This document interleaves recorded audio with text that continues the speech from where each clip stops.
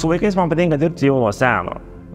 Pas mane pusbroliai likdavo prižiūrėti dar kažką, tai kažkaip man tas santykis su vaikais yra išlikęs nuo mažų dienų. Tai turbūt pati pradžia tai yra sudominimas, pačia ekonomika, verslumu, visi nori būti verslininkais, tada pabandom padaryti jais verslininkais. Pirmas darbas įgalvojam idėjas. Vėliau tas idėjas bandom įgyvendinti iki galutinio produkto. Tai kartais tai tampa tik prototipas, kartais ta idėja numiršta po 2-3 mėnesių, kartais tai tampa sėkmingas verslas. Turime 4 pavyzdžius, kur mūsų mokiniai šiai dienai yra jauni verslininkai. Išskirčiau pagrindinius bendravimo dalykus, tai yra pasitikėjimas.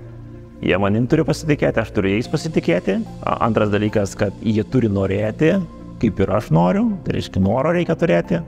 Ir kad kiekvieną dalyką, ką jie daro, ar pamokoje, ar už pamokos ribų, turėtų įsinešti bent vieną kažkokį dalyką, ką jie savo prisitaikytų.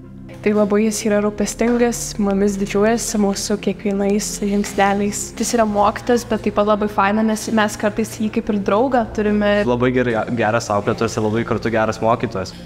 Su mokytu Modestu tu negali jausti jokios įtampos, būni visą laiką atsipalaidavęs ir be streso. Klystam, džiaugiamės, mokomės, patiriam. Svarbiausia, kad būtų antri namai.